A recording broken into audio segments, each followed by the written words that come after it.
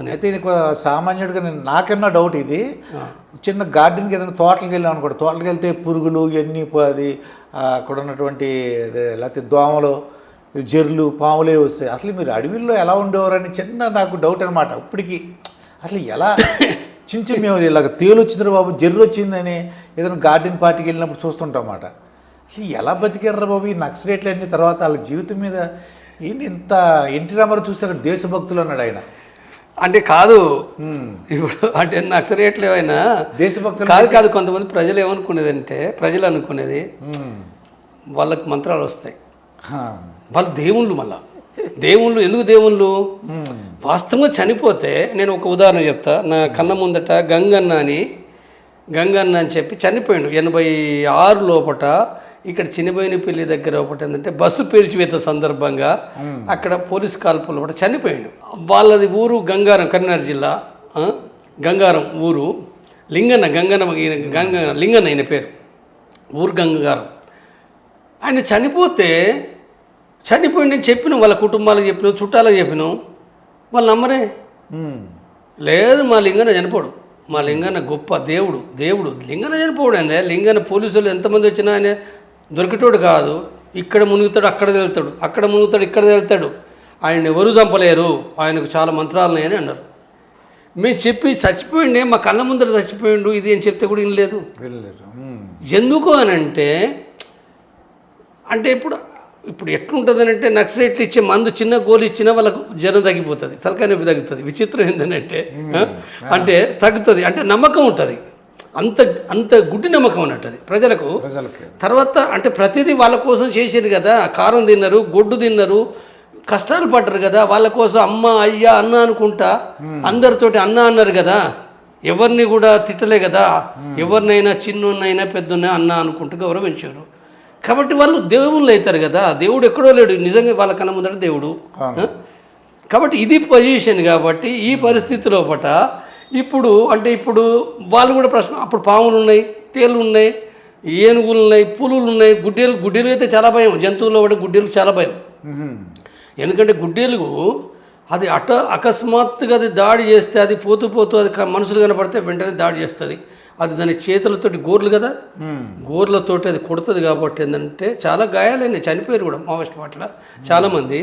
కాబట్టి ప్రజలు భయపడతారు. ఇప్పుడు ఇతర జంతువులు అనుకో అవి భయపడిపోతాయి ఎక్కువగా. పులి కూడా భయపడుతుంది. పులి కూడా ఇప్పుడు మనం ఇక్కడ మనుషులు ఉన్నాం, ఆ పులి అది భయపడిపోతుంది.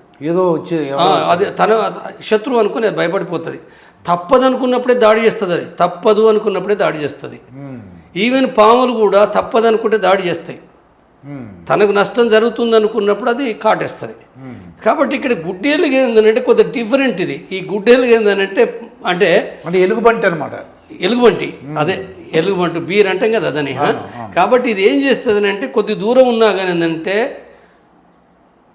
అది ఉరికొస్తుంది.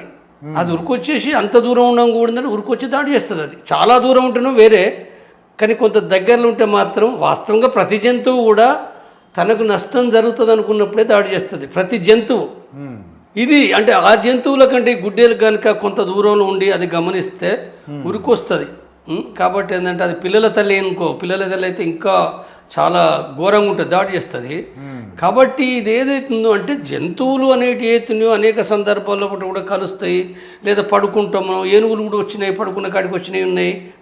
ఏనుగుతోటి కూడా కర్ణాటకలో ఒక మావోయిస్ట్ పార్టీ కమాండర్ చనిపోయిండు. కర్ణాటకలో ఒక కమాండర్ చనిపోయిండు. తర్వాత ఇతర కూడా పాములతో కూడా చనిపోయిండు. శేషన్న అని చెప్పి ఆదిలాబాద్ ఒక స్టేట్ కమిటీ మెంబర్, నేను పనిచేసిన కమిటీ లోపల శేషన్న అనే అతను కూడా పాము కాడుతో చనిపోయిండు. ఇంకా చాలామంది చనిపోయినారు. పులితోటి కూడా గాయాలైనవి ఉన్నాయి. కాబట్టి అనేకమైనవి కూడా ఏంటంటే ఉంటాయి. ఉన్నప్పటికి కూడా ఏంటంటే మరి గెరిల్లాలు ఇవన్నిటిని కూడా ఎదుర్కొంటూ కూడా జీవించడం అనేది తప్పనిసరి అవసరమైంది. కాబట్టి వాటి మధ్యన అలవాటు పడతారు. అలవాటు అనేది ఉందో ఏ మంత్రాలు లేవు, ఏ తంత్రాలు లేవు. ఒకవేళ పాము కుట్టిందనుకో వెంటనే ఇంజక్షన్ ఇచ్చుకుంటారు, లేకపోతే కొంతమంది చనిపోతారు. కొన్ని సందర్భాల్లో ఒకట గుడ్డెరుగుతో కూడా చనిపోయినారని చెప్పిన కదా.